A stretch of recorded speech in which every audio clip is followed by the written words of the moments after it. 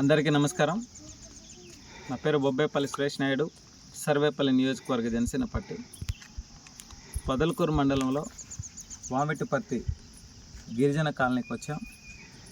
అక్కడ కొంతమందికి రేషన్ కార్డులు లేవు, పిల్లలకి ఆధార్ కార్డులు కూడా ఇంకా ఎంటర్ కాలేదనేటువంటి విషయం మా దృష్టికి రావడం జరిగింది.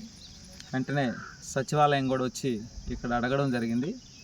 కానీ సచివాలయంలో విఆర్ఓ కానీ సంబంధిత అధికారులు అందుబాటులో లేకపోవడం నిజంగా చాలా బాధాకరమైన విషయం. అయితే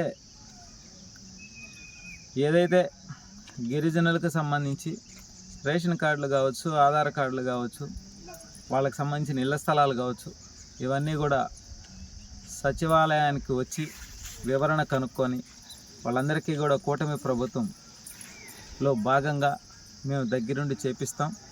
అదేవిధంగా ఆ విఆర్ఓ గారితో కూడా మాట్లాడి, ఎందుకంటే గిరిజనులకి కనీసం అర్జీ రాసుకునేది కూడా తెలియదు, ఏం రాయాలో కూడా తెలియదు.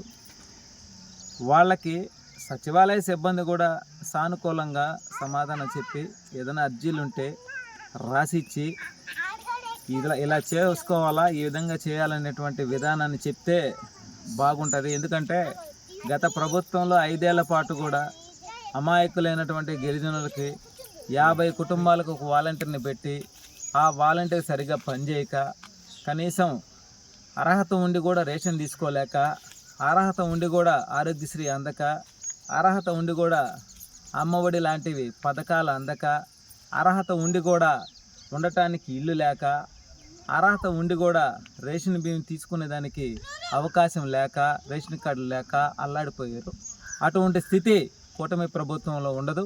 కాబట్టి కూటమి ప్రభుత్వంలో భాగంగా జనసేన నుంచి ఈ సర్వేపల్లి నియోజకవర్గంలోని 117 పంచాయతీల సచివాలయాలకు వెళ్ళి అక్కడ పరిశీలించి స్థానికంగా అందుబాటులో ఉన్న గిరిజనులకి వాళ్ళకి కావాల్సినటువంటి ప్రభుత్వ పథకాలు కావచ్చు, అదేవిధంగా ఈ ఆధార్లు, రేషన్లు కావచ్చు, ఈ విషయంలో మేమంతా కూడా కలిసికట్టుగా వాళ్ళకి అందుబాటులోకి తీసుకొచ్చి అర్హులైన వాళ్ళందరికీ కూడా ఇచ్చే విధంగా మా ప్రయత్నం మేము చేస్తామని చెప్పి మనస్ఫూర్తిగా తెలియజేస్తాం.